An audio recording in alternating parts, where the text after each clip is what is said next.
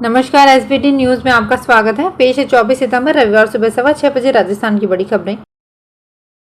भाजपा की राष्ट्रीय उपाध्यक्ष वसुंधरा राजे को फिर से मुख्यमंत्री पद की कामना के साथ उनके समर्थक पद यात्रा का आयोजन करने जा रहे हैं। भाजपा की परिवर्तन संकल्प यात्रा से राजे ने दूरी बना रखी थी, लेकिन इसके बाद अब राजे के समर्थक जोधपुर में पद यात्रा कर रहे हैं।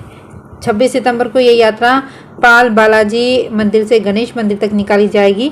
जोधपुर में वसुंधरा के समर्थकों का तबका बड़ा है। वसुंधरा के फैन फिर से मुख्यमंत्री बनाना चाहते हैं, तो वहीं इस बार मुख्यमंत्री का फेस भाजपा विधानसभा चुनाव नहीं लड़ने की चर्चा है। ऐसे में वसुंधरा के समर्थक भाजपा कार्यकर्ता एकजुट हो रहे हैं। एक देश एक चुनाव के लिए केंद्र सरकार की बनाई गई हाई लेवल कमेटी की शनिवार को पहली बैठक हुई। इसमें फैसला लिया गया कि एक साथ चुनाव के मुद्दे पर मान्यता प्राप्त राष्ट्रीय और क्षेत्रीय दलों के विचार लिए जाएंगे। इस मुद्दे पर सुझाव देने के लिए लॉ कमीशन को भी बुलाया जाएगा। दिल्ली के जोधपुर ऑफिसर्स हॉस्टल में हुई इस बैठक में अध्यक्ष पूर्व राष्ट्रपति रामनाथ कोविंद समेत बाकी सदस्य शामिल हुए। पूर्व राष्ट्रपति की अध्यक्षता में 2 सितंबर को बनी इस कमेटी में गृह मंत्री अमित शाह और पूर्व सांसद गुलाम नबी आजाद समेत 8 मेंबर हैं। प्रधानमंत्री नरेंद्र मोदी की सुरक्षा में बड़ी चूक हो गई। वाकया वाराणसी में रुद्राक्ष सेंटर के बाहर का है। प्रधानमंत्री यहां एयरपोर्ट के लिए रवाना ही हुए थे। इसी दौरान एक युवा उनके काफिले के आगे कूद गया। वो पीएम की गाड़ी से बमुश्किल 10 फीट की दूरी पर था। पुलिस कर्मियों ने उसे दौड़ाकर पकड़ा। एसपीजी उससे पूछताछ कर रही है। युवक भाजपा का कार्यकर्ता बताया जा रहा है। वो सेना में नौकरी की मांग को लेकर पीएम से मिलना चाहता था। हालांकि इस बात की अभी तक कोई आधिकारिक पुष्टि नहीं हुई है। वहीं अपने 6 घंटे के काशी प्रवास के दौरान पीएम मोदी ने 3 कार्यक्रमों में हिस्सा लिया। कांग्रेस नेता राहुल गांधी ने जयपुर के मानसरोवर में आयोजित एक कार्यकर्ता सम्मेलन में अपने भाषण से कार्यकर्ताओं को बब्बर शेर कहते हुए भरपूर जोश भरा और आगामी चुनाव में एकजुट होकर सरकार रिपीट करने के मिशन में जी जान से जुटाने का आह्वान किया। राहुल गांधी ने कार्यकर्ता सम्मेलन में प्रदेश भर से पहुंचे कांग्रेसी कार्यकर्ताओं को बब्बर शेर कहकर उत्साहवर्धन किया। उन्होंने कहा कि राजस्थान के रणथंभौर में शेर दिखने में कई घंटे लग जाते हैं और फिर एक झलक में वो दिखकर सामने से ओझल हो जाता है, लेकिन यहाँ पर पहली बार मैंने देखा है कि हजारों बब्बर शेर एक साथ बैठे हुए हैं। लैपटॉप, टैबलेट और कंप्यूटर के इंपोर्ट के लिए फिलहाल लाइसेंस की जरूरत नहीं होगी। सरकार ने कहा है कि ट्रेडर्स इन आईटी प्रोडक्ट्स का लाइसेंस फ्री इंपोर्ट 30 सितंबर 2024 तक कर पाएंगे। यानी सरकार इन प्रोडक्ट से इंपोर्ट पर कोई क्वांटिटी कंट्रोल भी नहीं करेगी। इस फैसले से डेल, एचपी, एप्पल, सैमसंग और आसूस जैसे ग्लोबल मैन्युफैक्चरर को फायदा होगा। दिल्ली यूनिवर्सिटी छात्र संघ चुनाव में प्रेसिडेंट, सेक्रेटरी और जॉइंट सेक्रेटरी पदों पर अखिल भारतीय विद्यार्थी परिषद की जीत हुई है।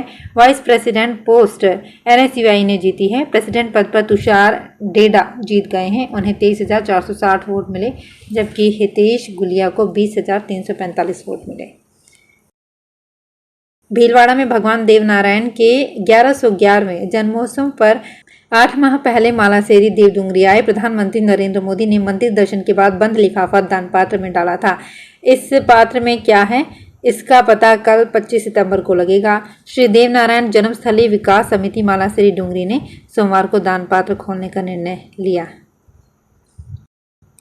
तिरुचिरापल्ली श्रीगंगानगर हमसफर एक्सप्रेस में शनिवार दोपहर 2:20 पर गुजरात में वलसाड स्टेशन के पास आग लग गई। आग ट्रेन में इंजन के पास के ब्रेक वैन में शुरू हुई और पास के 3rd AC B1 कोच तक पहुंच गई। रेल स्टाफ को पता लगते ही उन्होंने ट्रेन रोकी और B1 कोच के सभी यात्रियों को बाहर निकाला। इन यात्रियों को रेलवे प्लेटफॉर्म पर ले जाया गया, जहां उन्हें पानी और रिफ्रेशमेंट देकर उनकी घबराहट दूर की गई। आग के कारणों का पता नहीं लग पाया है।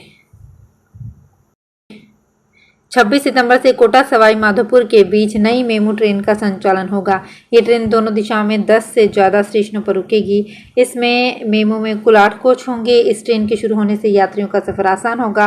वरिष्ठ मंडल वाणिज्य प्रबंधक रोहित मालवीय ने बताया कि रेल प्रशासन ने जनप्रतिनिधियों की मांग पर कोटा से सवाई माधोपुर के बीच मेमू ट्रेन चलाने का निर्णय लिया है। ये ट्रेन कोटा से शाम 7:25 पर रवाना होगी और रात 9:60 पर सवाई माधोपुर पहुंचेगी।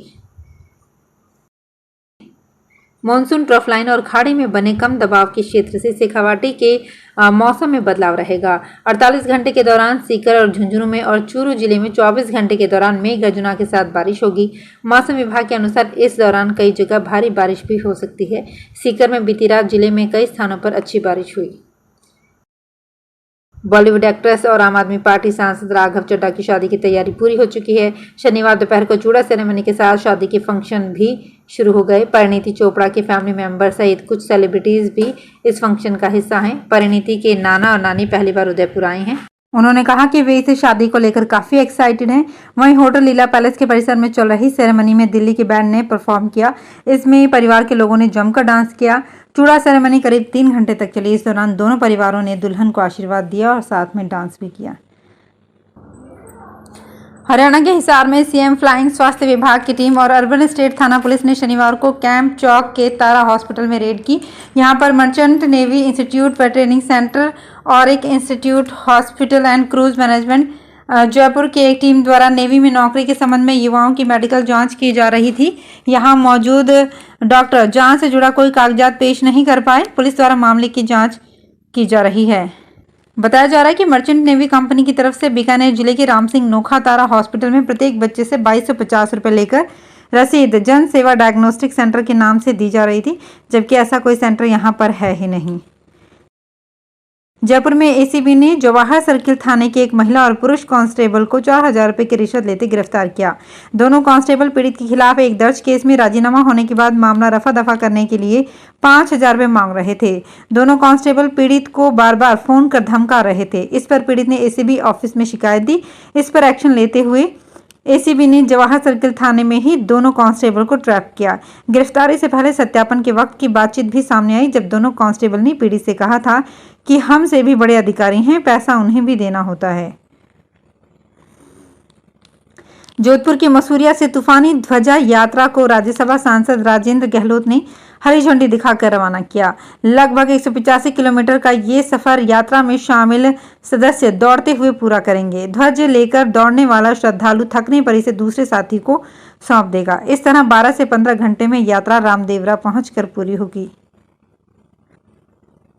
राजस्थान में मौसम की मनमर्जियों के बीच बिजली का संकट फिर से बढ़ गया है। 4 दिन से मानसून सुस्त हुआ तो बिजली की डिमांड बढ़ गई। मानसून की सुस्त बारिश का सिलसिला कम होते ही फिर से उद्योगों, गांवों में घरेलू कृषि कनेक्शनों में बिजली कटौती होने लगी है। पिछले 4 दिन की तुलना में शुक्रवार को करीब 2500 मेगावाट बिजली की डिमांड बढ़ी है।